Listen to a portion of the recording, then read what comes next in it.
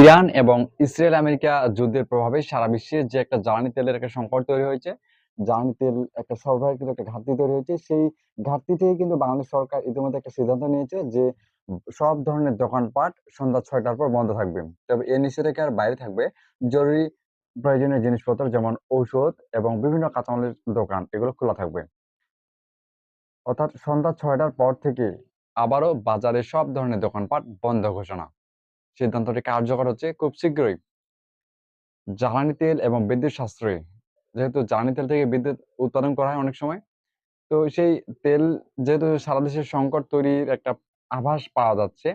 যদিও সরকার বলছে তেল আছে কিন্তু আমরা পেট্রোল পাম্পগুলোতে এর কিন্তু বিপরীত একটা চিত্র দেখতে পাচ্ছি।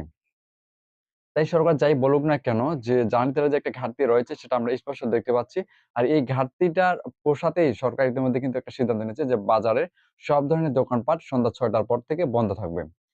এই নিষেধাজ্ঞার বাইরে থাকবে কেবলমাত্র জরুরি প্রয়োজনীয় ঔষধ জরুরি যেগুলো প্রয়োজন রয়েছে সেগুলোর দোকানগুলো। যেমন ঔষধ, ফার্মেসি এগুলোর দোকানগুলো শুধু খোলা থাকবে। সবাইকে শফিউল একাডেমির সাথে থাকার জন্য ধন্যবাদ। আর শফিউল একাডেমিতে নিত্য নতুন সব খবর পেতে শফিউল একাডেমি পেজটি ফলো দিয়ে সাথে রাখুন। আর শফিউল একাডেমিতে যেকোনো ধরনের শিক্ষামূলক নিউজ বা শিক্ষামূলক তথ্য পেতে অবশ্যই কমেন্ট করে জানাবেন। ধন্যবাদ।